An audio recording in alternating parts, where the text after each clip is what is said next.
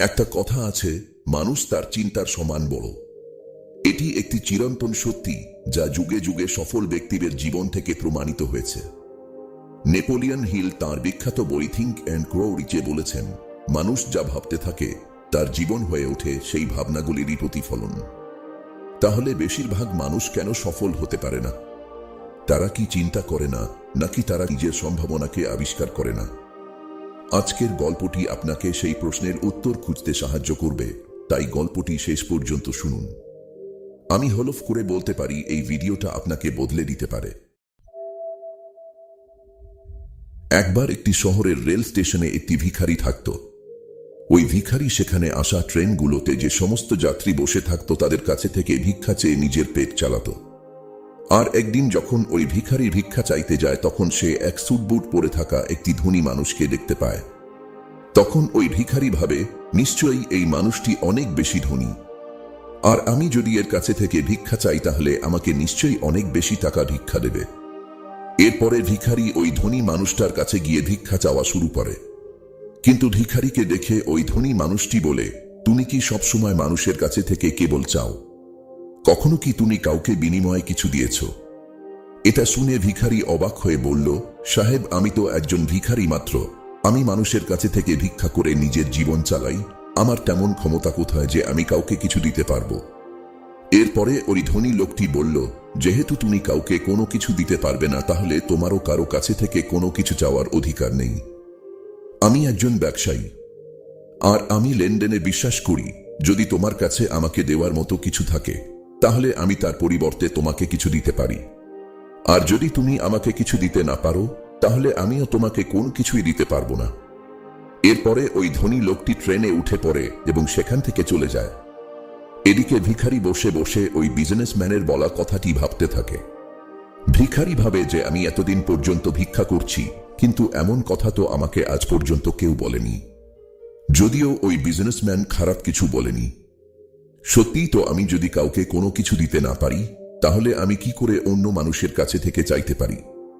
আর এরপরে ওই ভিখারি ভাবে, হয়তো এই কারণেই মানুষজন আমাকে বেশি টাকা দিতে চায় না, কারণ ভিক্ষার পরিবর্তে আমি কোনো মানুষকেই কোনো কিছু দিতে পারি না। এরপরে ভিখারি ভাবে, আমি তো একজন ভিখারি মাত্র, আমি অন্য একটি মানুষকে কি বা দিতে পারি? কিন্তু এই কথাটাও সত্যি, আমি আর কতদিন একটি মানুষকে কোনো কিছু না দিয়ে কেবল মানুষের কাছে চাইতে থাকব? আর সবশেষে ভিখারি সিদ্ধান্ত নেয়, আজকের পরে যে মানুষই তাকে ভিক্ষা দেবে ওই ভিখারি তাকে তার পরিবর্তে কিছু না কিছু অবশ্যই দেবে। কিন্তু এখন ভিখারির মাথায় শুধু এই কথাটা চলছিল, ভিক্ষার পরিবর্তে সে অন্যদের কি দিতে পারে। আর এই কথাটা চিন্তা করতে করতে 2 দিন পার হয়ে যায়। ওই 2 দিন পর্যন্ত ভিখারি কোনো রকমের ভিক্ষাও করেনি। তৃতীয় দিন যখন ওই ভিখারি স্টেশনে বসেছিল তখন সে স্টেশনের ওপারে থাকা কিছু ফুল গাছ দেখতে পায়, যে গাছগুলোতে অনেক ফুল ফুটেছিল। এরপরে সে ভাবে, আমি যদি আমাকে ভিক্ষা দেওয়ার পরিবর্তে মানুষকে একটা করে ফুল দিই তাহলে কেমন হয়? এরপরে ভিখারি সিদ্ধান্ত নেয় যে সে আজ থেকে ভিক্ষার পরিবর্তে একটি করে ফুল দেবে, আর এটা ভেবে ওই ভিখারি কিছু ফুল সেখান থেকে চিড়ে নেয়। এরপরে সেই ফুল হাতে নিয়ে ট্রেনে ভিক্ষা করার জন্য পৌঁছে যায়। যখনই ওই ভিখারিকে কেউ ভিক্ষা দিত ওই ভিখারি সামনের মানুষটিকে একটি ফুল দিত, আর ওই ফুলটা মানুষ খুশি হয়ে নিজের কাছে রেখে দিত। এখন ভিখারি প্রতিদিন ফুল ছিঁড়ে নিয়ে আসতো, আর যাদের কাছে থেকে ভিক্ষা নিত তাদেরকে একটা করে ফুল দিয়ে দিত।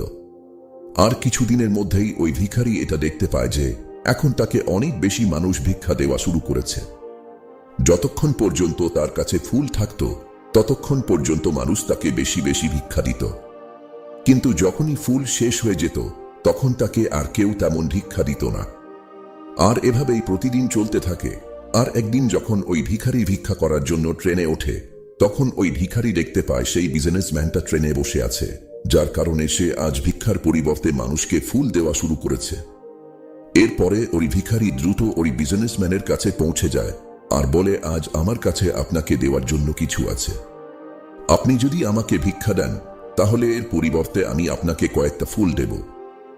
এরপরে ওই বিজনেসম্যান ওই ভিখারিকে কিছু টাকা দেয়, আর ওই ভিখারি কিছু ফুল ওই বিজনেসম্যানকে দিয়ে দেয়।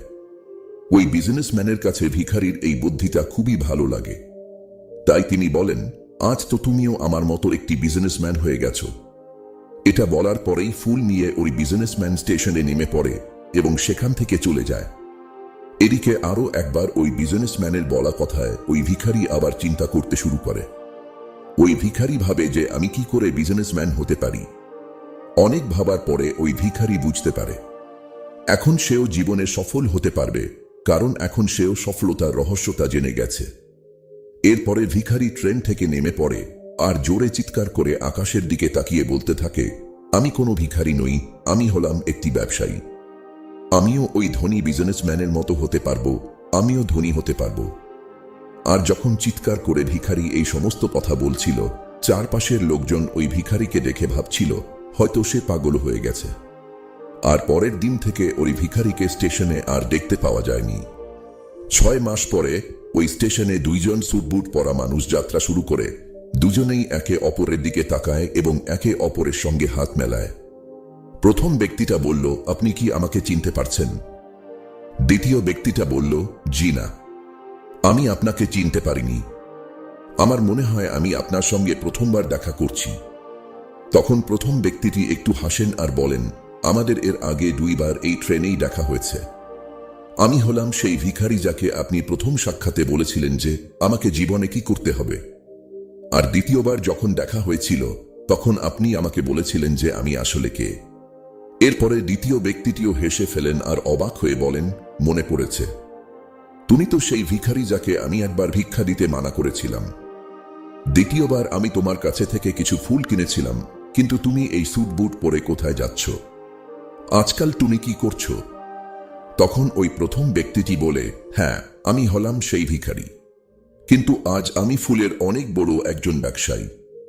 ব্যবসার কারণেই আমি অন্য শহরে যাচ্ছি। এরপরে প্রথম ব্যক্তিটি কিছুক্ষণ চুপ থাকার পরে বলল, আপনি আমাকে প্রথম সাক্ষাতে যে কথাটা বলেছিলেন সেটা আসলে প্রকৃতির একটা নিয়ম।